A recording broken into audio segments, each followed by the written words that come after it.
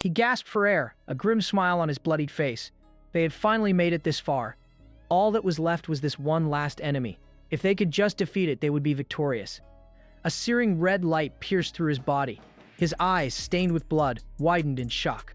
He looked down to see a glowing red core in his hands, a gaping hole where his chest should have been. He understood then. It was a fatal blow.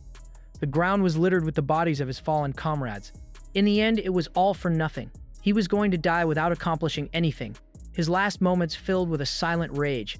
It had all started when an unknown threat, the Liquidator, appeared and annihilated an entire continent. To protect what was left of mankind, a group of heroes was formed.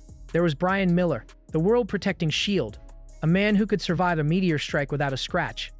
Alongside him fought the great sage Bella Albright, whose power was said to equal an entire division. The divine archer Jacob Bloomfield could take down high-level enemies in a single shot.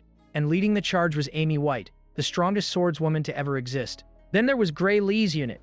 They were called the support unit, but in reality, they were merely sacrificial pawns whose main job was to make the heroes look good by comparison. Lying on the ground, Gray watched the heroes fight, realizing they were on a completely different level. He had known the graduates of the World Union Academy were amazing, but he never imagined the gap in power would be this large. Their combined assault barely seemed to faze the Liquidator. He wondered if their support even mattered. Amy White unleashed a dazzling flurry of strikes, but it was still not enough. Gray wept in frustration, thinking of how hard they had all trained, only for it to be utterly meaningless. Amy's blade finally found its mark, and a spark of surprise flashed from the Liquidator. It seemed she had actually managed to injure it. The creature acknowledged her effort, deciding it was time to stop playing around. It unleashed a swirling vortex of energy, which erupted outwards, instantly obliterating the heroes. Gray's eyes went wide with terror. The Liquidator had taken them all out in a single blow, admitting it had just been toying with them until now. A wave of despair washed over Gray. There was absolutely no way they could win. He lay in a pool of his own blood, waiting for the end. A strange thought surfaced. He wondered how long it had been since his heart was pierced. He was confused as to why he was still alive. Suddenly, a voice echoed in the darkness, announcing that it had found him. A glowing red symbol appeared, expanding into a brilliant light. A portal beckoned him to come forth, calling to the one who wielded great power. Gray's eyes fluttered open. He found himself in a barren, otherworldly space under a star-filled sky, questioning if this was the afterlife. Before him sat a mysterious horned figure on a grand throne, and he asked who it was. The being informed him that he had not perished, and that his wounds were already healed. Gray was teleported before the throne, looking at his restored body in disbelief. He asked if the being had healed him. The robed figure denied it, explaining that Gray had been healed by his own power. Gray was confused by the notion of his own power. The figure admitted it couldn't explain further, as it was unable to properly analyze the unique energy within him.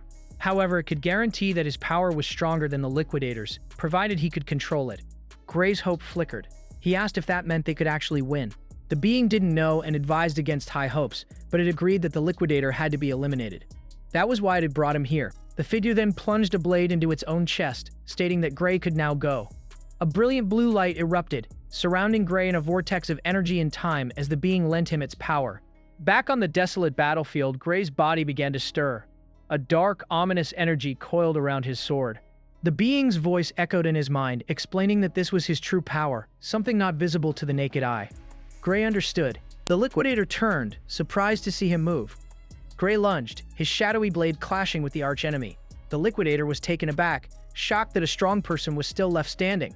Gray observed that the attack had done some damage. He felt a surge of newfound strength, believing his power was now superior. The Liquidator warned him not to be underestimated and effortlessly blocked his next move. Gray was stunned by the creature's raw power. The Liquidator commended him for forcing it to use its full strength. In an instant, Gray's body was vaporized. The Liquidator's form began to shift, glowing with immense power. But from the dissipating black smoke, Gray's silhouette began to reform. He manifested a colossal sword of pure darkness and swung it down. The Liquidator, utterly bewildered, erected a hexagonal energy shield, demanding to know if he was truly human. A creeping shadow consumed half of Gray's face as he prepared his next assault. His attack connected, shattering the barrier with ease. The creature, now surrounded by floating red petals, repeated its question in disbelief. Gray, his face half shrouded, retorted that this was precisely his question for the monster before him. The Liquidator staggered back, shocked that the human was still standing. Gray, wreathed in shadows, conceded that his opponent's strength was impressive. Breathing heavily, the creature dismissed his resilience, vowing to crush him repeatedly until he was truly dead. They clashed once more. A gout of golden energy erupted from the liquidator's chest as it reeled back, calling Gray a monster.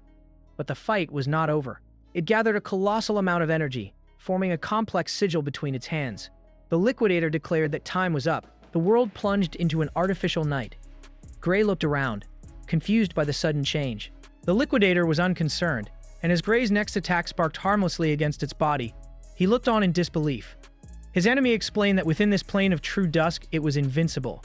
It told him to stop his useless resistance and observe the stars. Gray looked up, his eye reflecting a strange, growing light in the sky. A brilliant star descended, unleashing a pillar of light that engulfed the battlefield. The liquidator vowed that Gray would not be able to revive from complete pulverization. Suddenly, a vortex of blue lightning erupted, revealing a massive glowing clock face that stopped the liquidator in its tracks. The voice of the horn being echoed, stating that the power Gray had gathered was enough to send him back. The liquidator uttered a name in disbelief and fury: Kronos. From his throne, Kronos asked if the wielder of great power could hear him. He announced that he was using all of his own power to send Gray back to the past. The liquidator could only curse his name. Kronos explained this was all he could do for him as the clock's hands began to spin backward through time. He entrusted the fate of the world to Gray. Gray's eyes fluttered open. He was lying in a field of lush green grass, a gentle breeze blowing past. He sat up, taking in the peaceful scenery. He recognized the place as his hometown, Renato Village, a place that had been destroyed 15 years ago. He remembered Kronos' words and realized the impossible had actually happened. A sharp pain from his bandaged wrist brought him back to reality. He remembered this injury. It was from when he was being bullied by Belder and his gang. He clenched his fist, recalling his past helplessness. Those guys had been too strong for him to beat. He sighed. Defeating the liquidator now felt like a distant dream. He decided to get stronger before dealing with them, not wanting to get hurt again. But it was too late. He had already run into them. Belder smirked, saying he had been looking for him, and that he'd caused a lot of trouble. He tossed a sword at Gray's feet, telling him to pick it up. Gray was confused. Belder told him not to act dumb. They were having a mock battle. Gray politely declined, citing his unhealed injury. Belder insisted it was fine, as the blade was blunt. Gray argued that even a big lump of iron could be dangerous. Belder slammed the sword into the ground, telling him to shut his mouth. He sneered, asking if Gray thought he had the right to say no. He then lunged forward, yelling that Gray could just fight without a weapon. Gray realized this wasn't a mock battle at all. It was just an excuse for a beating. He recalled a military doctor telling him that a childhood injury was the reason his swordsmanship never improved. This very moment, he mused, was where his life as a loser began. As Belder attacked, Gray was surprised. He easily dodged the clumsy swing, wondering if Belder's strikes had always been this slow. He weaved through the attacks with ease. It wasn't that Belder was slow. He realized as Belder screamed in frustration. It was that he had gotten faster. Belder's friends could only stare, shocked at how different he seemed. Gray knelt, picking up the sword. He might not have his old body, but he still had the memories of every battle he had ever fought. Belder swung down with all his might. Gray parried the blow effortlessly, knocking his opponent off balance. For a moment he wondered if he should feel pity for such an amateur, but then he remembered that this was the trash who had tormented him for being weak. That said, things were different now. With a swift movement, he disarmed his bully. Belder cursed, thinking Gray was worse than an amateur for letting go of his sword so easily. Gray noted that Belder probably hadn't been trained on how to properly receive a blow from a sword. But there was no need to worry. Picking up the weapon, he grinned, a menacing glint in his red eyes. They had just taught him that as long as the blade was dulled, it was totally safe to beat someone with it. Belder's eyes widened as the blunt sword sliced through the air, leaving a gash on his shoulder. He stared in disbelief, then collapsed to his knees, screaming in pain. Gray looked at the weapon in his hand, wondering why it had cut his opponent when it was supposed to be blunted. He ran his thumb along the edge. It was completely blunt. If it had been a real sword, Belder might have been killed. He decided it was best to keep the blade dull, and with a savage grin, he brought the flat of the sword down on Belder's face. He stepped back, casually asking Belder why he was screaming so much. The bully stared at him in terror. Gray smiled sweetly, reminding him that he was the one who said a blunt sword was safe. Belder could only gurgle in response. He then turned to his friends, demanding to know why they were just standing there and ordering them to attack. The others were hesitant, unnerved by Gray's sudden increase in strength, but decided to attack him from behind. They charged, but Gray was unfazed, asking if they wanted another round. At Belder's command to kill him, he decided that he had been too lenient. A flurry of motion later, all four bullies were on their knees, bruised and battered. Gray looked down at the defeated group, amazed that he had ever been scared of them. He asked if they were from the Soraya swordsmanship dojo. Belder stammered that they were, but hadn't been going lately because they felt they had gotten strong enough. Gray scoffed. If this was strong enough, he couldn't expect much from the dojo itself. Still, it might have its uses. He demanded they introduce him, knowing it was by referral only. Belder begged him to ask someone else, terrified of what the master would say if he learned of their defeat. Gray simply raised his sword, asking if they wanted to continue where they left off. Belder immediately changed his tune, scrambling to his feet and offering to lead the way. His friends quickly followed, not wanting to be left behind. As they walked through the town, Belder asked why Gray wanted to go to a dojo. Gray explained that he knew the dojo had a recommendation slot for the academy. Belder confirmed this, and Gray stated that was his reason. One of the others commented that Gray seemed strong enough already. Gray wished that were true. He remembered how even the world's strongest heroes were no match for the Liquidator. Even with his newfound power, he hadn't been able to scratch the creature once it got serious. He had no idea how strong he needed to be to win. Still, he wasn't without clues. For a brief moment during that final battle, he had been able to control the dark power. At that moment, he had been focused on the swordsmanship taught to him by the Sword Saint, Amy White. He believed that if he had trained more in her style, under the same conditions, the outcome of the battle might have been different. That had to be why Kronos sent him back. At the dojo, a woman with long white hair listened to Belder's story. She summarized icily. They had used the skills she taught them to pick on a civilian and got their asses handed to them instead. She clicked her tongue in disgust. This was Saria, the dojo's instructor. Belder weakly protested that it was a mock battle, but Saria cut him off with a swift kick that sent him flying. The others flinched as she asked who gave them permission to make excuses. She pointed out that if beating up an unarmed person was a mock battle, then what she had just done was one as well. Holding her blade to Belder's throat, she ordered them all to leave and never return. They were no longer students of her dojo. They scrambled to obey. Saria then turned to Gray and apologized for the trouble her former students had caused. Gray, now kneeling politely, assured her it was no problem and thanked her. Saria got straight to the point, acknowledging that he wanted a recommendation to the academy. As an apology, she was willing to write one, but first she needed to confirm his abilities. She allowed him the first move. Gray announced his attack and lunged, his wooden sword a blur of motion. Saria parried his strikes with a look of mild surprise. His swordsmanship was remarkably practical for his age, as if he had been through countless battles. It was clear that Belder and his friends were no match for him. His style was mostly self-taught, but she noticed hints of the academy's teachings in his movements, wondering who could have taught him. He had talent, but his technique was still rough. A diamond in the rough, she thought with a small smile. It was a shame, but it was time to end the spar. Saria went on the offensive, her movements a whirlwind of precise strikes. She found it strange. He wasn't faltering and was somehow able to keep up with her. She had only intended to test his skills, but now she was giving it her all. She felt a prickle of fear, wondering why she was so afraid of a mere child.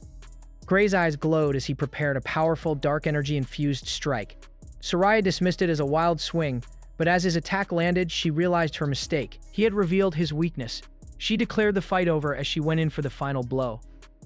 But to her astonishment, her sword was stopped cold. Saria's eyes widened in shock as she realized that her sword was cut in half. Gray recognized the sensation of the dark power, realizing he still possessed it, and the backlash sent him reeling.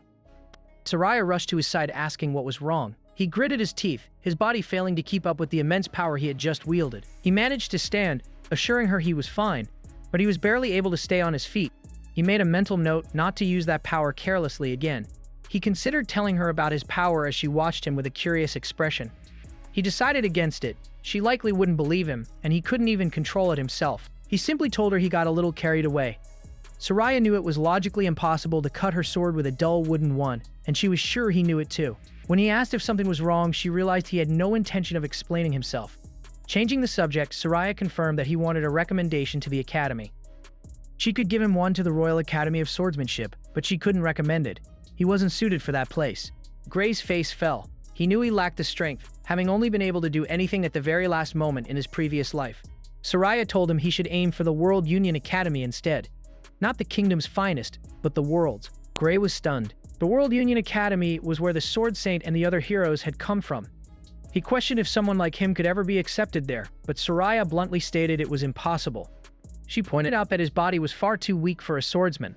While his skills might have been enough to fake his way into the Royal Academy, they wouldn't pass muster at the World Union Academy. She wondered aloud how he had acquired such skill with such a feeble body, and he could only agree with her assessment. He knew the students there were all monsters. He couldn't compete with them in his current state. Saria asked why he was giving up when there were still 9 months until the entrance exam. To Gray, 9 months felt like a very short time. Soraya admitted it wasn't a lot of time, but she wanted him to trust her. Over the next 9 months, she asked, was he ready to suffer? He admitted he didn't want to suffer, but with a determined clench of his fist, he agreed to do it. He bowed his head, asking her to take care of him for the next 9 months. Soraya smirked, pleased with his answer. As he looked up, confused by her sudden enthusiasm, she declared with a devilish grin that his hell was about to begin. The days that followed were a blur of grueling training and intense spars, pushing Gray to his absolute limits. 8 months later, Gray's physique had transformed. Soraya observed his new muscular build with approval. She told him she had nothing more to teach him, and that he should go with confidence. Gray was confused, as there was still a month until the exam. Soraya explained that it was best to get there early to acclimate to a new place. She handed him a pouch of money for the trip and a month's worth of food. Gray hesitated, feeling like she was trying to chase him out of the village. Soraya chuckled, telling him he was overthinking it. He then mentioned that an ogre's nest had been found nearby, and the village had hardly any guards. Gray remembered the nest. Soraya, however, dismissed it as their problem, saying that help would come from the royal capital and that he should head to the exam without any worries. But Gray knew she was lying. No help would ever come. Right before the village was destroyed, his master would lose her life trying to kill the ogre alone. He understood. He took the pouch and thanked her, saying he would be going now. Soraya smiled warmly, wishing him luck on his exam. That night, under a full moon, Soraya headed into the forest alone, tracking the ogre to its nest. She found the trail of blood and followed it to a cave. A voice from the darkness asked where she was going. She turned to see Gray perched on a tree branch. Soraya was surprised to see Gray, asking why he was there instead of on his way to the academy. Gray jumped down from the tree, retorting that he could ask her the same question. He reminded her that she had said the army would take care of the ogre nest. Soraya explained that the army couldn't make it due to an urgent matter, so she had decided to deal with it herself. She insisted that she was strong enough to handle it alone, as she knew the nest's strength from the scout's report. It was led by an elite ogre with about 40 to 50 minions, a tricky number, but manageable. Gray knew better. An elite ogre wasn't that strong on its own, but its true strength lay in its intelligence and leadership. It was suicidal to fight it alone, especially with the risk of being surrounded. He knew for sure that if he let his master go alone, she wouldn't make it out alive, and the village would be destroyed. He had seen that future with his own eyes. He pleaded with her to take him with her. Soraya refused, insisting she would be fine on her own. Gray pressed on, saying he didn't want to miss the chance for real combat experience and asking if she thought he would just get in the way. She admitted that he wouldn't, as she couldn't even beat him in a mock battle anymore. However, a real fight was different, especially against a newly formed monster nest. She advised him to wait until he had more experience before taking on such a dangerous job. Seeing her insistence on going alone, Gray proposed an idea. He would fight her, knock her out cold, and then deal with the ogre himself. They stared each other down in a silent standoff. Soraya chuckled and gave up. She agreed to let him come, but on one condition. No matter what happened, he had to come back alive. Gray promised he would, asking her to do the same. She agreed, of course. They arrived at the ogre's nest, a fortified camp in a canyon with no easy escape route. Gray noted their confidence in building a nest in such a location. Soraya pointed out that it also meant they couldn't escape either and that they needed to be cautious against such intelligent monsters. Soraya scanned the camp, noting that the boss was likely in its tent. They hoped to thin out the numbers before it appeared. She instructed Gray to take out enemies from one side while she went from the other. He understood, and she approved. They launched their attack. An ogre was alerted to their presence just as Soraya descended upon it, her blade a blur of motion that left a spray of blood in its wake. The other ogres were thrown into a panic, their guttural cries echoing through the canyon as a horde of them charged forward. Gray and Soraya met the charge head-on, their blades cutting through the monstrous ranks. They stood amidst the carnage, surrounded by the bodies of the fallen. Soraya praised him, asking if it was really his first time. He warned her to stay alert. They were just getting started. He felt that something was off. The ogres were too weak. If this was all they had, his master could have easily handled them alone. Unless, he thought, the real threat was in the tent. From the darkness within, 2 red eyes gleamed. A terrifying presence washed over him. He yelled at Soraya that they had to run. She agreed without question, and they fled. Gray looked back, his eyes wide with fear. A massive ogre burst from the tent, its landing shaking the very ground. Soraya gasped, recognizing it as the elite ogre. She remarked on the honor of the boss coming to them itself. But Gray knew better. This wasn't the boss. The real boss was something far worse. A monstrous roar erupted from the tent, and a new wave of ogres, their eyes glowing red, charged forward. Soraya stared in disbelief. It was something far stronger than an elite ogre. It was an ogre general. That, Gray explained, was the nest's true boss. Soraya was horrified. An ogre general was not something they could handle on their own. She decided they would kill the elite ogre and then run. She lunged at the creature, her eyes narrowed in concentration. She dodged its attack and landed a solid hit, but to her shock, the wound began to heal almost instantly. Gray explained that it was useless. The general's roar boosted its allies' strength and recovery. Soraya now understood why they felt so strong. She couldn't even defeat a single one. Gray fought desperately, but he was tiring. He told Soraya he would leave his back to her. She asked what he was planning. He told her she didn't need to defeat it, just buy him some time. There was only one choice. It was time to take down that bastard. Gray's blade met the tough hide of an ogre. The impact jarring his arm, he found their attempts to flank him merely annoying. With a fluid motion, he spun, his sword a blur of silver light cutting through the monsters swarming him. The enraged roars of the ogres filled the air, but Gray pushed the noise aside. He decided to focus only on wiping out the enemies directly in his path. He parried a heavy club, but a loud crack echoed as his sword shattered from the strain. He grunted in frustration, realizing his standard blade couldn't withstand the buffed ogres. He dodged a sweeping axe attack and quickly drew his spare weapon. It was a temporary fix, he knew, as this one would surely break as well.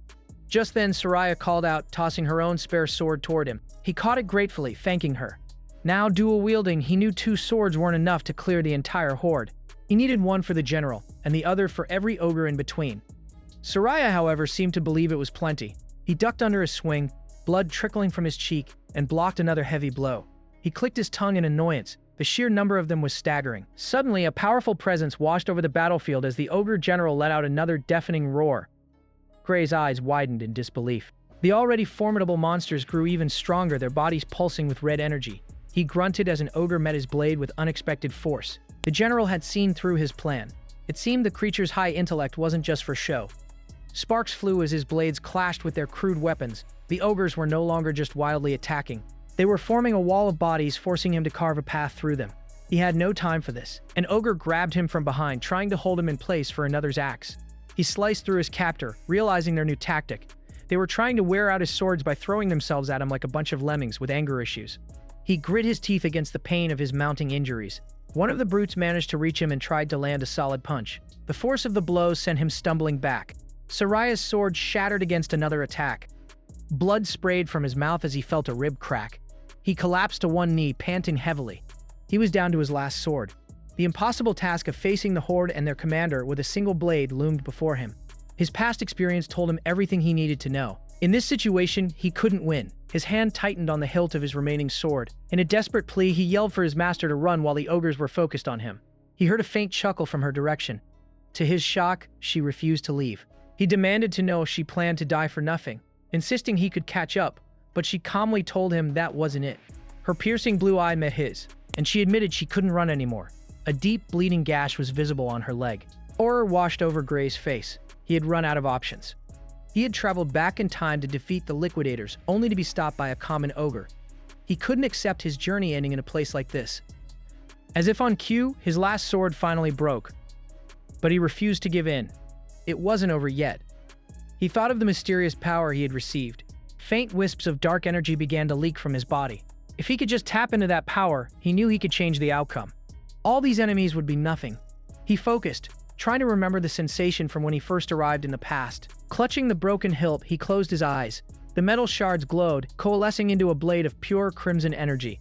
The dark power erupted from him in a violent wave. He stood, a new, sinister sword in his hand. Soraya watched, stunned by the transformation. He turned to her, blood caked on his face, and offered a weak, reassuring smile. In an instant, he was a blur of motion, his new blade carving a path of destruction. The ogre general's head flew from its shoulders, its expression frozen in shock. Soraya stared, completely bewildered. With the general gone, the horde's buffs vanished. She parried a now feeble attack. The ogre had given her a hard time moments before, but now she cut through them with ease. She mused that without their general strengthening them, they were nothing. They stood panting in the quiet aftermath, surrounded by bodies.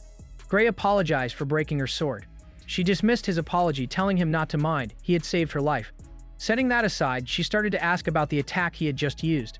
Before she could finish, Gray's body gave out, and he collapsed face first onto the ground, unconscious. Gray's consciousness drifted in an endless dark void, and he wondered where he was. He stood in a shallow pool of water before a massive, ornate door, bound in chains. Suddenly, a familiar dark red energy consumed the restraints, and the door creaked open. He recognized it instantly as the source of that strange power. A sliver of the same energy seeped out, and he questioned if opening the door would grant him full access to it. He hesitated for a moment before taking a cautious step forward.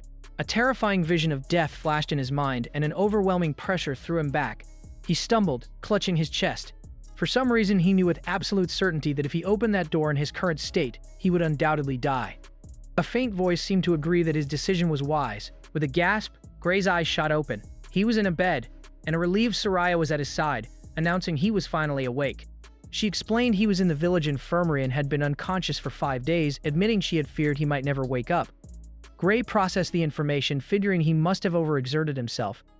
Soraya felt that overexerted was a massive understatement. She then asked if he was all right and if he could move.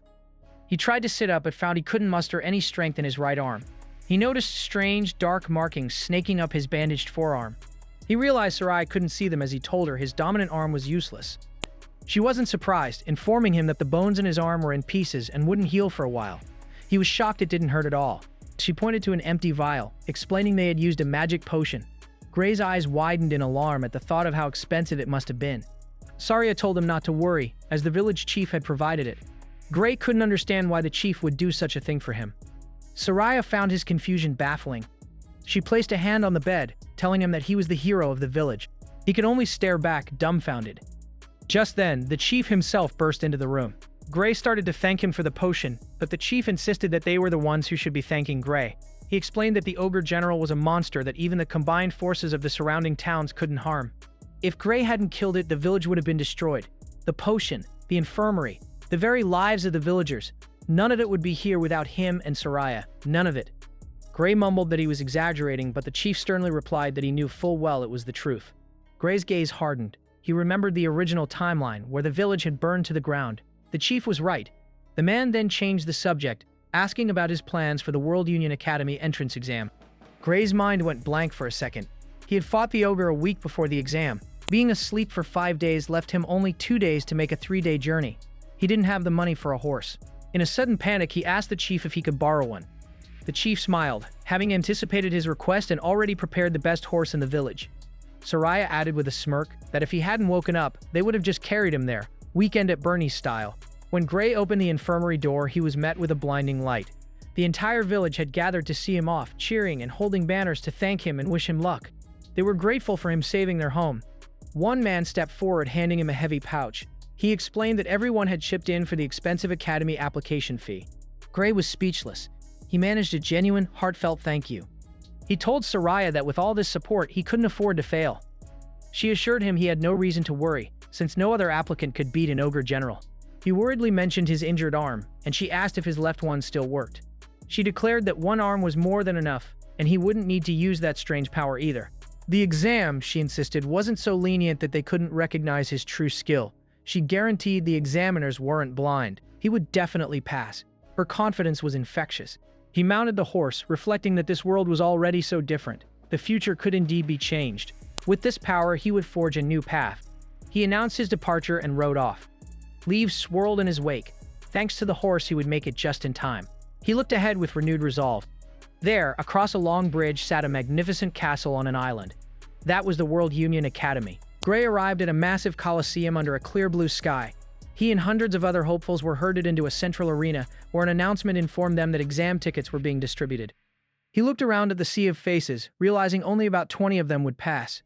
He overheard others whispering that the number of successful candidates varied wildly each year, from 50 down to just 1. An official called for Professor Ariel to begin. A striking woman with crimson hair stepped forward, announcing they would get straight to it. She instructed the examinees to take the paper that appeared before them. With a snap of her fingers, golden light filled the arena, and a glowing ticket materialized in Gray's hand. His paper read, Examinee number 513, Fencing Course. The professor explained that it was normal for the tickets to be sparse on details. She continued with a smirk, stating that the academy did not discriminate based on age, gender, nationality, or status. Even their names were of no significance. Only those who passed would be asked for their name. They could even provide a fake one if they wished. Gray was confused. He had left his sword at the inn, yet he was in the fencing course. The professor then added that she had assigned their courses based on their appearance and dared anyone to raise their hand if she was wrong. Murmurs of disbelief spread through the crowd. Some speculated about background checks or even mind-reading magic. When no one raised a hand, the professor announced the exam schedules would now appear on their tickets. The words "first day, 11 a.m." materialized on Gray's paper. He cursed his luck, having hoped for more time for his arm to heal. The professor concluded by stating it was a one-shot practical exam. Being late meant disqualification, and no schedule changes were permitted. He clutched his injured arm, desperately hoping it would heal, even just a little. The next day arrived, and his arm felt no better. He resigned himself to taking the exam as he was. An official called him to the arena entrance. He took a deep breath, pushing aside his pessimism. His left arm was fully functional, and he could still move his right one slightly. He decided to use his time to watch the examiner and find an opening. The current examinee, a burly man, was given the first move. He charged with a ferocious roar, bringing his greatsword down with immense force. The examiner, a bespectacled man who looked like a librarian but hit like a truck, effortlessly dodged the blow. The examinee fought on, but his every attack was parried with ease. The clash of steel echoed through the arena. The examinee couldn't believe his attacks were being stopped so easily. With a final fluid motion, the examiner disarmed him, sidestepped his clumsy charge, and sent him sprawling to the ground. The exam was over. Gray let out a soft chuckle as the defeated man realized he was done for. Then, the call came for number 513. Gray stepped forward, internally groaning at the absurdity of having to fight that man with only one good arm. The examiner gave him the same instruction to make the first move. Gray knew he didn't stand a chance, but he resolved to do what he could. He charged. He recalled Soraya's training. A sword isn't swung with just the arms, but with the power of the entire body. That was what his master had taught him. Even with a powerless right arm, he could channel force through his other muscles. He swung his blade, meeting the examiners in a sharp clash. He knew he couldn't fight his usual way. The examiner mused that if swinging a sword without arm strength were so simple, no one would bother with physical training. But as their blades met again, Gray was surprised. The instructor's swing felt slow. Their swords clashed again. Gray realized the examiner had incredible power, but his speed and technique were nothing compared to Soraya's. An idea sparked. By relying on the superior swordsmanship he had learned, he could make up for the difference in strength. His eyes narrowed with focus. He launched into a series of precise, rapid attacks. The examiner grunted, surprised by the boy's speed. Gray realized his opponent wasn't nearly as strong as he had first thought. Soraya's confident voice echoed in his memory. Their blades locked in a shower of sparks. A smile touched Gray's lips. He really could do this. Gray grunted as he parried a flurry of blows, the force jarring his injured arm.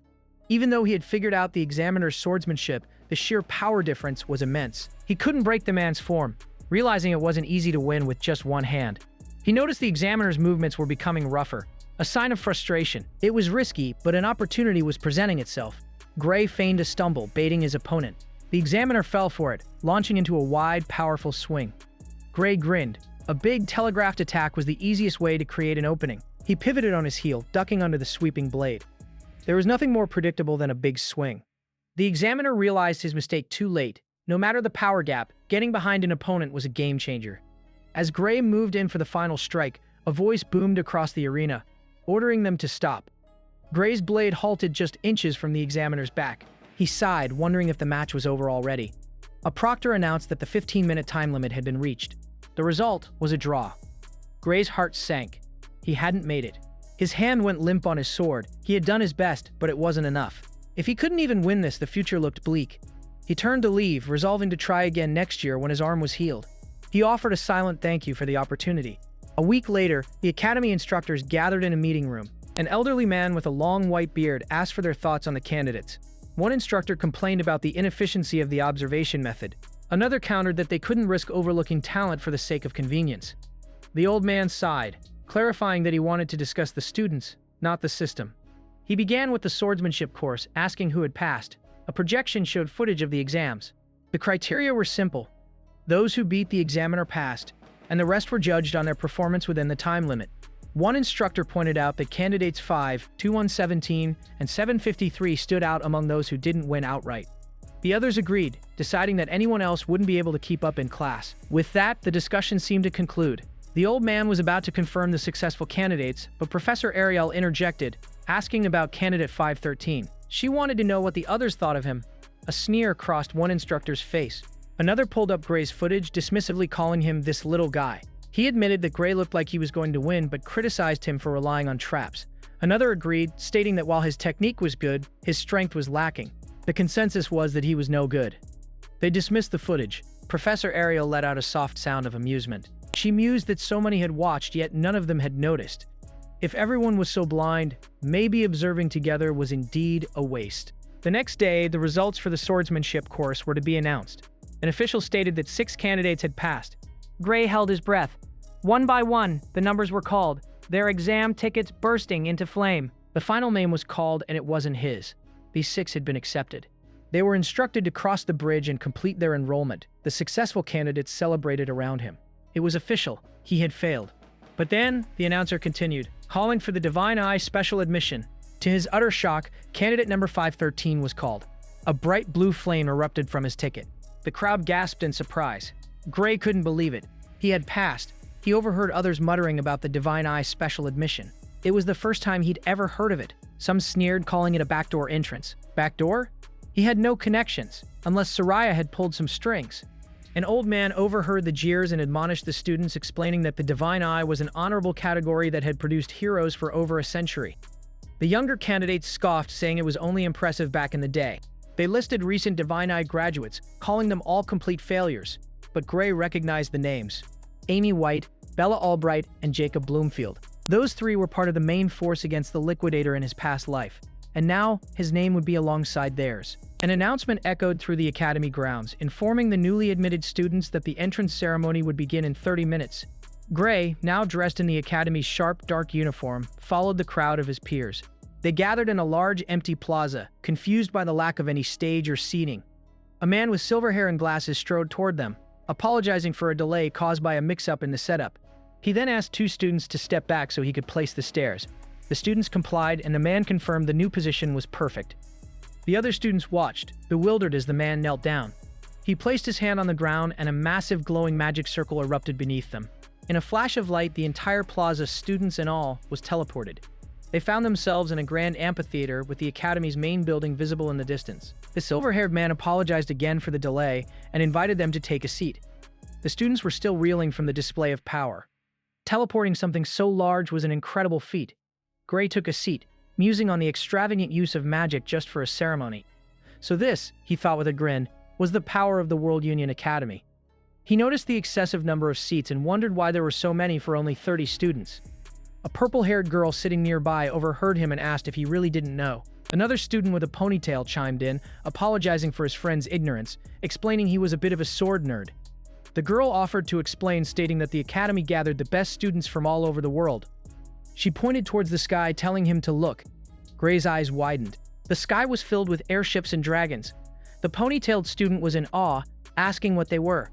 He was so shocked he thought it was a bird, a plane. No, it was Superman.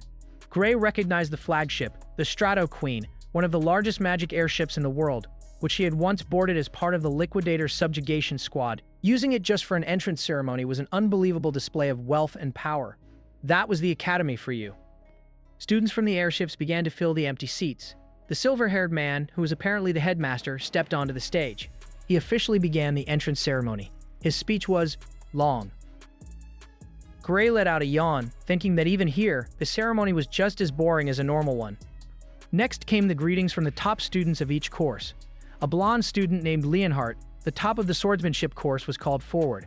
He confidently answered the call. Whispers followed him. He had defeated his examiner in an instant. Some said his skill was on par with the professor's.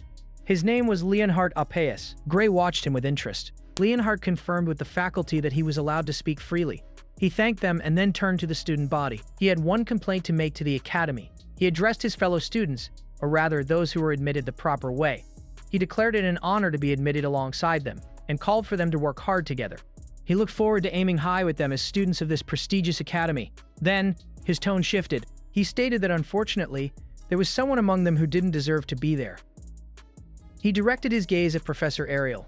She met his stare with a neutral expression. She reminded him that all the students had passed a rigorous exam and shouldn't be excluded. She then asked why he was singling her out. Leonhardt clarified that he wasn't talking about the students who had passed properly. He was talking about the student she had backdoored into the academy through her Divine Eye special admission. He pointed a finger at the crowd, demanding the specially admitted students show themselves and leave the academy immediately. The students began to murmur amongst themselves, looking around for the culprit. Gray wondered at the hostility. He was relieved that no one knew his face and considered staying quiet to avoid the trouble. Professor Ariel simply smiled, remarking on how lively this year's students were. Leonhard insisted he was serious, telling her to stop her backdoor admissions.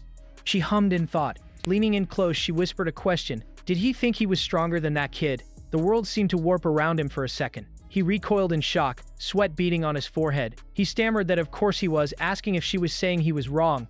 She liked his attitude. She proposed a bet. Her job and Gray's admission would be at stake. Gray was caught off guard by the sudden proposal of a bet. Leonhard immediately questioned if the professor intended to make him fight the special admissions student. Professor Ariel dismissed the idea as boorish, explaining that if Leonhard went all out, the other student would end up dead. A vein throbbed on Leonhard's forehead. He felt the professor was mocking him. Ariel simply stated she was serious and proposed the bet be about hunting monsters instead. She noted that he was better at fighting monsters anyway, a fact he couldn't deny. He then asked for the exact terms of the bet. It was simple, she explained with a flick of her finger. They would both hunt progressively stronger monsters, and the first to fail would lose. The stakes were high. If Gray lost, she would retire, and all special admission students would be expelled. If Leonhard lost, he would have to do whatever she said. With a sly grin, she asked if he accepted the terms. Leonhard, placing a hand on the hilt of his sword, demanded to know the target monsters first, not wanting to be caught in a strange setup. Ariel pretended to think for a moment before casually suggesting an ogre general as the first target. The other students gasped in disbelief. Gray was stunned, wondering how she could have possibly known about the monster he had just defeated. Leonhard slammed his fist on the podium, enraged. He shouted that an ogre general wasn't a monster someone could kill alone. Ariel calmly clarified that the time frame for the bet was an entire year. Still, Leonhard argued that it was an unrealistic target even with a year of training, sweating nervously. He realized her plan, accusing her of deliberately choosing an impossible monster so the bet would end in a draw. Ariel simply smiled and added, another condition. In the event of a draw, he would be declared the winner. She tilted her head with a taunting look. Leonhard was speechless, thinking she must be insane to offer such one-sided terms. Ariel asked if he had any further objections. He stipulated that the ogre general couldn't be a weakened one. She agreed instantly, her hand glowing with magical energy as she summoned a quill and a magical contract from thin air, presenting it to him. After a brief hesitation, Leonhard signed his name. He asked if she truly believed that kid could win. Ariel simply shrugged, replying with a vague, "Who knows?"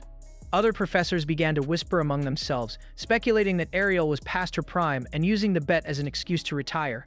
Gray sat slumped in his chair, the reality of the bet sinking in. Then, a sudden realization struck him. Her words, this whole year, could technically include the ogre general he had already defeated. A glint from her glasses seemed to confirm his suspicion. Gray couldn't help but smile.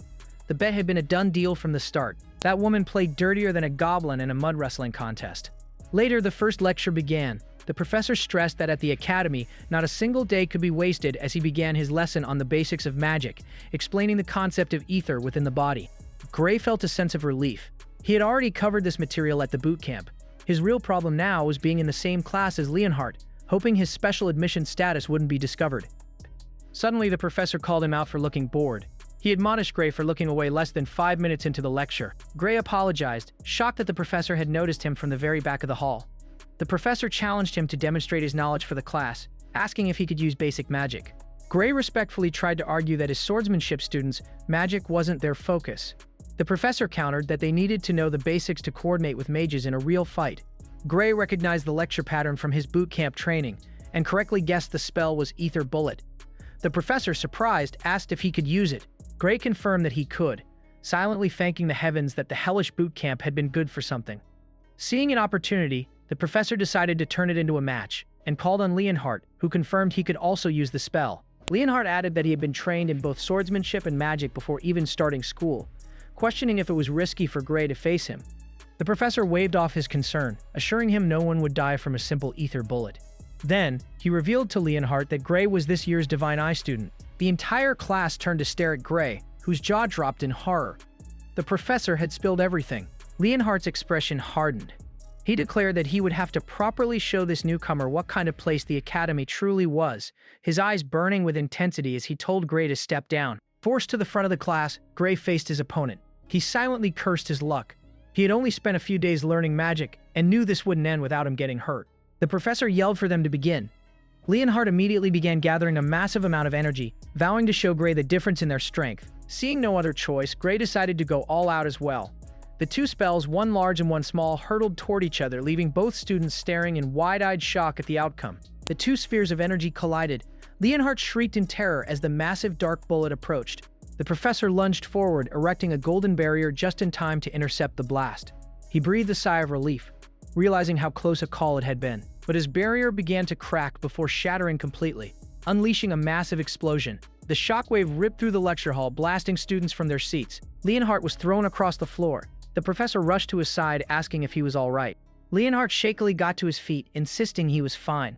The professor glanced back at the cratered floor, realizing with a cold sweat that his barrier had been the only thing that saved the boy's life. Stunned, he admitted that not even the professors could cast an ether bullet with that much power. He turned to Gray and demanded to know what he had done. Gray was confused. He thought the spell had been rather weak. He wondered if the magic he learned in the subjugation squad was different from the Academy's version. He asked if he had used the wrong spell, but the professor confirmed it was an ether bullet, just of a different quality. He explained that Gray had used super compressed ether, a concept Gray had never heard of before. The professor elaborated that it was a technique even he struggled with, and no one else at the Academy could replicate it. The other students murmured in awe, some suggesting he should have been placed in the magic course from the start. This didn't make sense to Gray. In his past life, all spells taught at the boot camp were like this, and he had been considered one of the least talented magic users. He asked the professor if he was joking, claiming anyone could do it with enough practice. The professor stared blankly for a moment, which made Gray nervous, before bursting into roaring laughter. He grabbed Gray by the shoulders, excitedly offering to vouch for his transfer to the magic course. Gray politely declined, explaining he'd been told he wasn't very good at it. The professor called that assessment foolish, declaring Gray an unparalleled prodigy and once again pleading for him to transfer. The other students watched, amazed at the rare praise. The professor insisted it would be a crime against magic itself if he didn't pursue it. Gray could only offer a nervous laugh in response. The term ether compression sparked a distant memory. He recalled a lecture about a time before the discovery of Ode, or life force. Back then, casting proper magic was incredibly difficult, requiring mages to continuously compress ether and hope some of it mixed with Ode by chance, a method now considered laughably inefficient. He cautiously asked the professor if he knew about Ode. The professor's confused expression was all the confirmation he needed. He had his answer. A voice from across the room praised his reaction, and Gray saw Professor Ariel sitting serenely by the window. She remarked that her eyes hadn't been wrong about him. Two other professors were also present, and one questioned if the girl Bella had been holding back, finding it unnatural for her to be disarmed so easily. Gray froze at the name. The girl who had attacked him was Bella Albright, the future hero known as the Sorceress. Ariel scoffed at her colleagues, suggesting they quit if their perception was so poor. The professor quickly claimed he was joking, while the other reluctantly handed Ariel a stack of coins admitting defeat. Gray asked what they were doing. Ariel cheerfully explained they were betting on whether he could survive Bella's surprise attack, thanking him for the easy money. She then tossed him a coin for his trouble. It was a solid gold coin, a small fortune that made him wonder if he'd accidentally become a sugar baby. One of the professors noted that Gray seemed to be protecting his arm during the exchange. The other agreed it looked like an injury, something deeper than a simple muscle strain.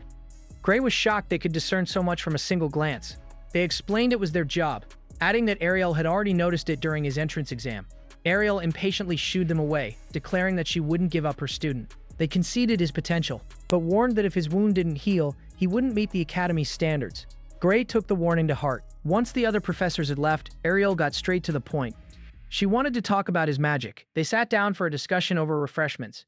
Ariel mentioned that she'd heard about his use of super compressed ether from Professor Carlos. She added that Carlos had even asked her to transfer Gray to the magic course, an offer she had obviously declined. To her, he was far more suited to wield a sword. Gray was taken aback by her certainty. She explained that he showed no signs of having practiced magic compression. Realizing her divine eye could likely see through any deception, he decided it was best not to lie. He admitted she was right. Ariel then asked him to explain the trick he used, promising a reward and complete secrecy. She leaned in, her expression serious, stating that she needed to know for Bella's sake. Gray almost blurted out Bella's future title. Ariel explained that while Bella was a genius at magic theory, she was terrible at its practical application. For some reason, she couldn't use the ether compression technique well, which meant she couldn't create super compressed ether. Gray recalled hearing that the sorceress was a late bloomer. Ariel continued, noting that according to Professor Carlos's report, Gray hadn't appeared to compress ether at all. If there was a way to bypass that step, Bella wouldn't have to be sent to Professor Bradley. The name sent a jolt of alarm through Gray. He asked if she meant Varian Bradley. Ariel confirmed it, noting his familiarity with the infamous name. It was impossible not to know him. Bradley was a monster who conducted countless human experiments and caused magical disasters that killed thousands, earning him the title of history's worst magic criminal. Ariel revealed that if Bella couldn't master super compressed ether by the end of the year, she would be sent to Bradley for a surgery to enhance her abilities. Gray was horrified. Ariel confirmed his fears. It was just a pretense for human experimentation, with rumors of subjects dying or being left broken. Bella spoke up, admitting that while she was terrified, she would be expelled otherwise. Ariel told her she would rather see her quit than let that man touch her. Gray hesitated, weighing the consequences of revealing future knowledge. Bella's hands trembled in her lap. The decision weighed on him, but then memories of the future, of the Liquidator's merciless slaughter and the world's hopeless end, flashed through his mind. He smiled grimly. That hellhole of a future was much better off changed. He agreed to help. He would teach them how to use super compressed ether. Later in the Academy arena, Gray finished his explanation of future magic theory. He reminded them of their promise to keep this knowledge a secret. Ariel assured him their magical contract was binding on pain of death. Gray asked what they thought. Ariel was speechless. Bella, however, said it felt like listening to a magic lecture from centuries in the future, claiming his explanation had advanced the history of magic by 100 years. Gray mused that it was actually from a lecture only 10 years from now. Ariel asked Bella if she believed the theory. Bella found it plausible, as it didn't contradict any current principles. Besides, the best way to prove it was to test it. She held up a piece of paper explaining that if his theory was correct, a spell she had designed should work. She then began gathering her power, declaring it was her full strength. Gray was confused. He recalled that the sorceress's full power could level a city, and that she had always struggled to control her immense magical output. Bella looked at the immense energy gathering around her, just as confused as he was. Before Gray could even shout a warning, a massive pillar of light erupted from her staff, engulfing the arena floor. Gray instinctively braced himself against the fiery blast, struck by the spell's overwhelming power. He realized with a jolt that if Bella hadn't regained control at the last second, he would have been toast. Bella, still holding her staff aloft, marveled at her own success. The flames swirled into a vortex, taking the form of a magnificent fire dragon under her command. She seemed to be having the time of her life, but her excitement was short-lived. She suddenly announced she was out of ether and collapsed. Gray caught her just in time, telling a concerned Ariel that Bella had simply fainted from exhaustion. He couldn't help but smile at the sight of the sleeping prodigy. Ariel remarked that it was a marvelous display for such a short preparation time. Even in her sleep, Bella mumbled that the credit belonged to Gray's theory, not her. Ariel was relieved that Bella could now create super compressed ether, meaning the dangerous surgery was no longer necessary. More importantly, she was glad Bella hadn't lost her magic control. Gray asked her to clarify. Ariel explained that Bradley's surgeries, while increasing magical output, came at the cost of control by forcibly breaking a person's limiter. Gray connected the dots, realizing this must have been why the sorceress of his past life struggled with her immense power. Ariel thanked him, stating that he had fulfilled his part of their contract. Now it was her turn. First, she wanted to address his injured arm. With a graceful gesture, she summoned glowing butterflies that swirled around him, gently enveloping his arm in a soothing light. She asked him how it felt. He flexed his fingers, amazed that he could move his arm again. He thanked her profusely. Ariel chuckled, telling him not to compare her nerve-restoring magic to common healing potions. She then prompted him to try swinging his sword to test it fully. He took his stance in the arena, giving his sword a test swing. Something felt off. He launched into a series of practice slashes, but his movements felt sluggish and unfamiliar. Ariel explained that while her magic had repaired his nerves, it couldn't heal the wound in his soul. He looked at her, confused, and she affirmed what she had said. While current magic hadn't proven the existence of the soul, she believed in it, because she could see it with her divine eye. She revealed that his soul was slowly healing on its own and would recover as long as he didn't overexert himself. The advice felt like being told not to breathe. He asked if he should stop practicing with his sword, but she told him normal exercise was fine. She was more interested in what kind of swordsmanship could harm a soul in the first place. She then surprised him by mentioning another swordsman who used their soul to fight, Amy White. Gray was stunned. The Sword Saint shouldn't even be on her radar yet. Ariel noticed his surprise and asked if she was wrong, explaining that his style was remarkably similar to Amy's. However, she noted a slight difference, musing that his master seemed even more skilled. The depth of her insight was astonishing. Trying to deflect, Gray claimed he learned from a simple dojo and asked if swordsmanship could truly damage a soul. Ariel replied that ordinary swordsmanship couldn't, but his was far from ordinary. After all, he had defeated an ogre general and its minions with a single slash. Gray realized she knew about his fight with the ogres. She confirmed it with a grin, explaining that his victory had practically won her bet with Leonhardt. She had seen the aftermath of the battle, a scene of destruction no magic could replicate. She pointed a finger at him, asking if he had used the mysterious power within him. Gray asked if she could see that power with her eye. She confirmed it, describing it as a power leaking from a chained door. The image was exactly what he had seen in his mind. There was no doubt, she could truly see it. She then mentioned that she had seen a similar power before. Gray asked if there were others like him. She said yes, though she wasn't sure if they were human. The name she uttered sent a chill down his spine, the Liquidator. Her eyes narrowed. She could tell he recognized the name. Gray's mind reeled. Why was that name being mentioned in this time period? Ariel, looking down at the still unconscious Bella, noted that Gray had heard of the Liquidator. She admitted she hadn't thought the name was well known, but given Gray's knowledge of future magic theory, she supposed it wasn't surprising. Gray internally confirmed that his knowledge was indeed from the future, though no one else had figured that out yet. Ariel then asked how much he knew about the entity. Gray hesitated before stating only that it was a dangerous threat to humanity. He elaborated that it had to be stopped before it appeared, or destroyed no matter the cost. Ariel found his resolve a bit extreme but agreed with the danger it posed, adding that Professor Bradley seemed intent on continuing his experiments regardless. Gray asked how he was related to the issue. Ariel tilted her head quizzically, then revealed the shocking truth. The Liquidator was the very being Bradley was trying to summon. Gray was stunned. No one in his past life ever knew the Liquidator was man-made. He recalled how the Academy and his previous timeline acted as if they knew exactly where the Liquidator would appear, the realization dawning in his eyes. He wondered if the Academy had been involved in the summoning all along. Gray insisted that the experiment had to be stopped immediately, and Ariel agreed. Unfortunately, she explained, she lacked the authority to shut down a fellow professor's work, and her pleas to the higher-ups had been ignored. When Gray asked who these higher-ups were, she regretfully informed him she wasn't authorized to say. He sighed, realizing the Academy's leadership was more tangled than he thought. Still, he couldn't let it go. He knew from his past life that Bradley's illegal experiments killed tens of thousands. He declared that he knew the location of Bradley's lab and that they could catch him red-handed. Ariel shot down the idea, reminding him that entering a professor's lab without permission was a serious crime. Without hard evidence, they would be the ones locked up. She told him the matter would have to be shelved for the time being. Gray clenched his fist, frustrated that even she was powerless. Ariel changed the subject, asking if he wanted to learn how to control his unique power. His eyes widened. She told him there was a professor who specialized in dealing with unknown forces. The name she spoke was Heathcote Longfellow. Gray was shocked. Heathcote was the legendary master who had trained the Sword Saint herself.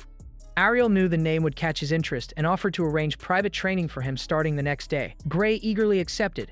This was the very reason he had come to the Academy, and he hadn't expected to find a lead so quickly. The next day, Gray found himself running through a forest with his new mentor. He wondered why their private lesson involved so much running. Heathcote pointed to a spot on the map, their destination. He yelled at Gray for letting his mind wander, pushing him to run to his absolute limit. He explained that only by burning away every drop of physical strength could his soul's power awaken, forbidding him from even touching his sword until he was completely exhausted. Gray pushed himself harder, trusting that the legendary master's training had a purpose. He sprinted through the trees, but couldn't shake the feeling that he should be doing something more urgent. A week later, he reported back to Ariel. He explained that the training was mostly running, with a few sword drills at the end, though he did feel stronger. Ariel simply smiled, saying that sounded exactly like Heathcote. As a servant entered the office, he delivered a letter for the professor. Gray watched as Ariel read it, her expression turning grim. He asked what was wrong. His eyes widened in horror as he read the letter himself. It was from Bradley. The letter stated that while Bella had gained a power resembling supercompressed ether, she hadn't actually compressed it. Therefore, the contract remained valid, and the operation would proceed as scheduled. Gray slammed his hand on the desk, declaring it insanity. Ariel grimly noted that Bradley was determined to force the surgery on Bella, even though she no longer needed it.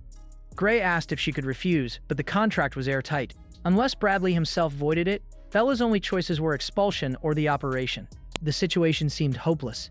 Ariel slammed her hand on her desk. She needed his help. He told her to reveal Bradley's lab location so they could expose him as a criminal, which would nullify the contract.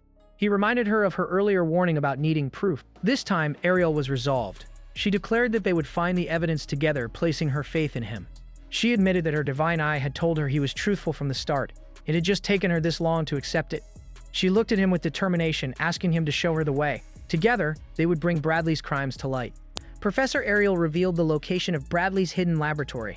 It was in the mountains near Torul village. Gray expressed his surprise that the madman was conducting illegal experiments in an Academy-authorized lab. Ariel explained that this was precisely why it was the perfect hiding spot. No one would suspect a thing, as professors respected the privacy of each other's research. Gray understood that as long as they found concrete evidence of his crimes, they wouldn't be charged for breaking and entering. A knock at the door interrupted them. It was Bella, who had just received a letter, its wax seal unbroken. Ariel took the letter and told Bella not to worry, assuring her that she would take care of it. Bella looked from Gray to the professor, asking if Ariel truly planned to confront Varian all by herself. With a confident smile, Ariel declared that she alone was enough. Bella seemed taken aback by her professor's sheer confidence. Gray, however, stepped forward and insisted on going as well. Bella quickly followed suit, stating that it was her problem, after all. Ariel sighed, trying to dissuade them by explaining that Varian wasn't just a professor but a dangerous lunatic who had performed countless human experiments. She couldn't allow her students to go to such a place where they could be captured and experimented on. Gray countered that going alone was even more dangerous, and with the power he used against the Overgeneral, he could be of help. Besides, he added with pragmatic self-interest, if she disappeared, he would be expelled. Their determined gazes met hers in the reflection of her monocle. Realizing they would go anyway, Ariel relented. She agreed on one condition. They had to prioritize their own safety above all else. Both students solemnly agreed. They arrived at the jagged, snow-covered mountains, where a grim-looking laboratory stood against the dark sky.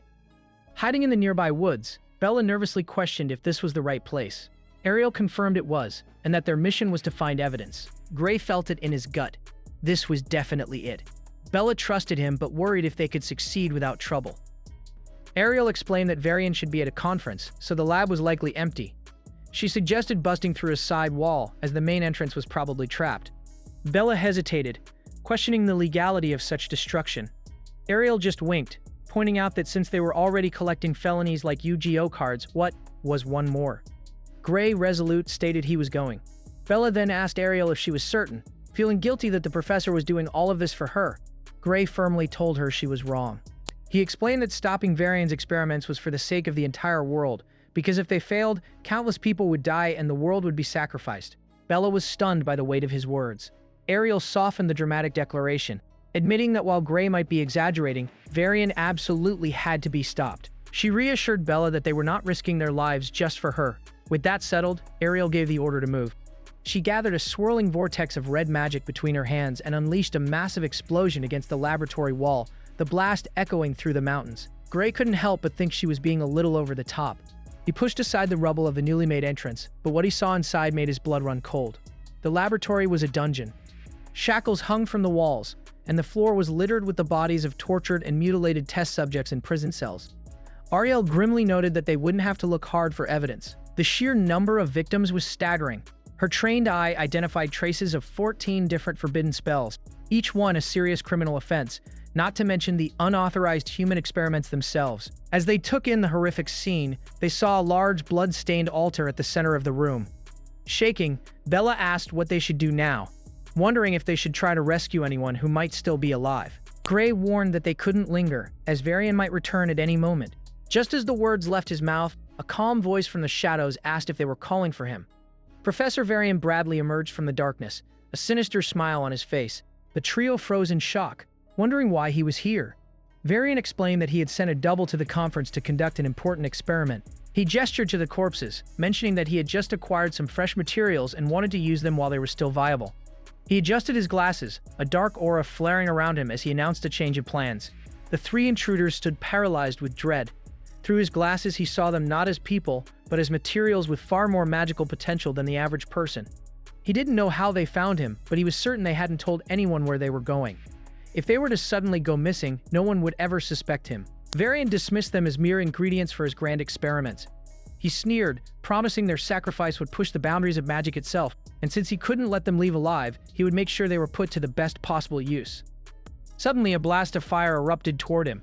He watched, surprised for a moment, as the spell impacted his defensive aura. The attack had come from Bella, who stood with a glowing magic circle. She and Ariel watched the outcome intently. Varian, however, was not harmed. He was impressed. He called the display magnificent, musing that the divine eye Ariel still had a knack for finding exceptional talent in her special admission students. His lips curled into a wicked grin as he considered looking into her other recruits as well. He condescendingly chided Bella, asking if an academy student was actually trying to assassinate a professor. Bella shot back that it was better to kill than be killed, though she lamented missing her chance. Ariel decided they had what they came for. She told the students to pull back as they had enough evidence for the academy to handle the rest. Varian laughed, questioning if they truly thought he would let them walk away. He unleashed a swirling vortex of dark purple energy, a forbidden spell that hurtled directly at them. Ariel reacted instantly, throwing up a golden barrier to block the attack. Bella cried out her professor's name in alarm. Varian declared her efforts pointless. He introduced his creation as the Gluttony Flame, a spell that devours defensive magic and converts it into more fuel. He boasted that in theory, it was unblockable, though its only downside was the rare material required to cast it. Ariel's barrier began to fracture under the immense pressure. She grunted, unleashing a second, stronger barrier of blue energy to hold the flame back, but the sinister magic continued its assault, shattering her defense. Acting fast, Ariel tossed a small cubic pouch to Bella, ordering her to get it to Gray. She insisted that Heathcote would understand its meaning. Planting her staff into the ground, Ariel expanded her failing barrier, pushing her students toward the exit. She screamed at them to go. Bella refused to leave her side, pointing out that the barrier was collapsing and that she would handle the attack. Ariel fiercely reminded her of their promise to prioritize their own safety, arguing that Varian's magic was unnatural and couldn't be stopped by conventional means. She only needed to buy them a little time. As Ariel coughed from the strain, Bella calmly told her it was fine. She explained that the spell wasn't as strong as it seemed. It just required a slightly different kind of defensive magic. Varian's jaw dropped. It was impossible. He demanded to know how she understood the counter-magic theory, a secret known only to his most trusted followers. Bella explained that someone had recently taught her a new theory, making the spell easy to handle. Enraged, Varian shrieked, demanding the name of the traitor in exchange for a clean death. Bella paused, asking if he really wanted to know. With a playful smirk that screamed, "You've activated my trap card," she told him it was a secret, before adding that her teacher was a student from the swordsmanship course. She recalled her conversation with Gray, who had pieced together the advanced magical theory for her himself. Realizing he was being toyed with, Varian abandoned all pretense of civility. He told her to burn alive, crushing a crimson philosopher's stone in his hand. The stone unleashed a torrent of screaming, spectral skulls, a tide of dark magic that swarmed towards them in a massive, overwhelming wave. Gray shouted to Bella, asking if she was okay. She replied that her barrier could hold. Varian mocked her confidence, estimating that her mana reserves would last a minute at best. With her hands full on defense, Bella told Ariel to attack. Ariel's eye glowed as she found a weak point in the swirling vortex and projected her mana through Bella's barrier. She unleashed a powerful bolt of lightning, but the spell fizzled out long before it reached its target. Varian taunted her pathetic attempt. Gray knew that Ariel's offensive magic was one of the weakest among the staff, making her completely ineffective in this fight. The situation was dire. Bella admitted her mana was almost gone. Ariel sighed, saying this was exactly why she had told them to run. But Gray stepped forward, his hand on his sword. He told them to leave it to him. Bella questioned his plan, reminding him that his sword couldn't possibly reach Varian from that distance. Gray simply replied that he was sure it would. Ariel frantically warned him not to use that power again, reminding him that it could kill him or permanently cripple his arm. The thought of dying alone flashed through Gray's mind. He looked back at them with a grim smile, reasoning that one death was better than 3. A searing crimson energy began to coalesce in front of him. In the reflection of Varian's glasses, a boy cloaked in blood-red light appeared. The power exploded outward. In a flash of crimson light, the standoff was over. Bella stared in wide-eyed shock, unable to process what had just happened. Across the hall, Varian's headless body slumped to the floor. Ariel was staggered, admitting to herself that she had never witnessed such staggering power firsthand. The force of Gray's attack had destabilized the entire structure. The ceiling began to crack and crumble above them. Ariel quickly stepped in, weaving a net of pink energy that caught the falling debris. She remarked that his power was beyond her wildest expectations. She turned to Gray, whose sword clattered to the ground, and asked if he was all right. Gray examined his dominant arm, noting that it was numb and hurt quite a bit, but he could still move it. Ariel observed that his training was clearly paying off. Gray agreed, reflecting that if he had used this power before, he would have been unconscious for days. Now it was just a sore arm, a significant improvement. He vividly recalled Heathcote's grueling training, which had pushed him to his absolute limits. Ariel remained silent for a moment, then thanked Gray for saving them, apologizing for forcing his hand. Gray brushed it off, reminding her that it was his choice to confront Varian. Ariel simply offered her gratitude again. She then warned him not to use that power for a while, as any further use could cause irreversible damage. Gray looked at her seriously and acknowledged her warning. He then apologized for the secrecy. Bella and Ariel asked if what he had used was magic, though Ariel noted the complete absence of ether. Bella added that it was impossible to explain such power with magic alone. Ariel turned to Bella and asked her to keep everything she had seen a secret. When Bella hesitated, Ariel's hand glowed with red energy, and she threatened to erase the girl's memories if she couldn't promise. Bella quickly agreed, even suggesting a magic contract to seal the deal. Ariel accepted, and the contract was signed. With the immediate threat gone, Bella asked what they should do next, suggesting they help the victims. Gray examined the unconscious people and determined they were merely under a sleeping spell. Ariel agreed they should be moved to the Academy's medical facilities just in case. She cast a spell, encasing each person in a protective golden bubble. They then proceeded deeper into the lab. Ariel noted the sheer insanity of the place, where countless illegal experiments used human sacrifices to create magical catalysts or enhance magical abilities. She found no evidence related to the liquidator, speculating it might be in another facility. This struck Gray as strange. He remembered this very place as the source of a disaster that killed tens of thousands in his past life. A simple catalyst experiment couldn't have caused that. He then recalled the true cause of death, a deadly miasma that had risen from the ground. Noticing his sudden change in demeanor, the others asked what was wrong. Gray realized what it meant. There had to be something underneath the laboratory. The floor seemed solid, but he suggested there might be a hidden underground facility. Ariel scanned the area over the bloodstained tiles but saw no hidden passages. However, when she activated her divine eye, she spotted something. Crouching down, she discovered faint traces of short-distance teleportation magic. She deduced there was a hidden space about 300 meters below them. She confirmed she could create a teleportation gate to that distance and decided to give it a try. She cast the spell, and a glowing red gate appeared on the floor. Ariel warned that if there was nothing there, it would just open into solid earth. But as the gate opened, all three stared in disbelief. It revealed a vast cavernous space filled with a sprawling underground city of white blocky structures. Ariel was shocked that such a massive area existed beneath them. Bella could feel a tremendous output of ether coming from all over, especially from a large round building at the city's center. Ariel's expression turned grim. She sensed something else mixed with the ether, a different alien power far greater than anything she had ever encountered. Gray knew what it was. He confirmed her fears. It was the liquidator's power. They ascended the steps to the central building, finding a large, imposing door marked with a strange symbol. Ariel confirmed that the immense power was coming from inside. She cautiously approached the door, noting that while the liquidator's power was present, the creature itself was not. When Bella nervously questioned if they should be messing with it, Ariel reassured her. The door itself held no power. It was merely a symbolic part of a larger ritual.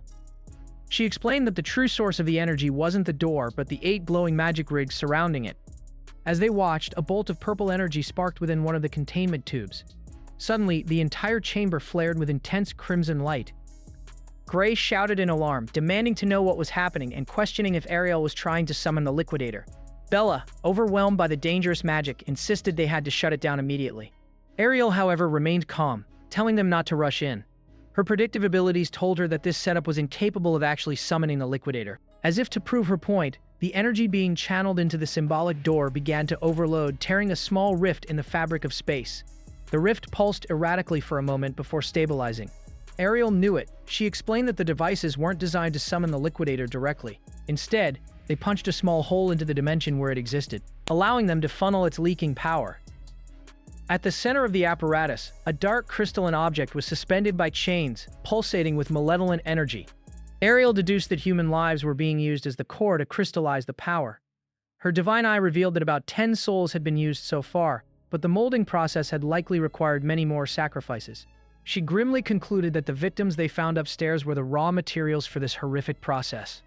Bella couldn't understand why anyone would go to such lengths just to gather power. Ariel pointed to the black flame Varian had used in their fight, explaining that the crimson crystal he had crushed was a finished version of the catalyst being produced here. She warned that the catalyst could be adapted for more than just flames, and if mass-produced, the consequences would be catastrophic. As the rift sealed itself, the cracks in the symbolic door began to disappear. Gray wondered if Varian had been unable to summon the liquidator, or if he simply hadn't tried. Ariel theorized that the space-opening rigs had been pushed to their absolute limit, and this was the most they could manage. Bella recognized the incredible value of the apparatus, having never seen such precise and high-output spatial warp magic before. Ariel agreed, noting that building a single rig would cost a nation's entire budget. To have 8 of them pointed to only one possible backer. Bella guessed the Discar Empire, but Ariel dismissed the idea. While the Empire was the world's largest country, it lacked the magical research resources to create such technology. Bella was confused. Ariel explained that there had to be an organization whose research dwarfed even the Empire's. Gray finished her thought, the World Union Academy. Bella was stunned. Ariel confirmed with a single word, bingo. No other research body could support such a massive and expensive operation. Bella was horrified. The Academy was supposed to defend the world, not endanger it.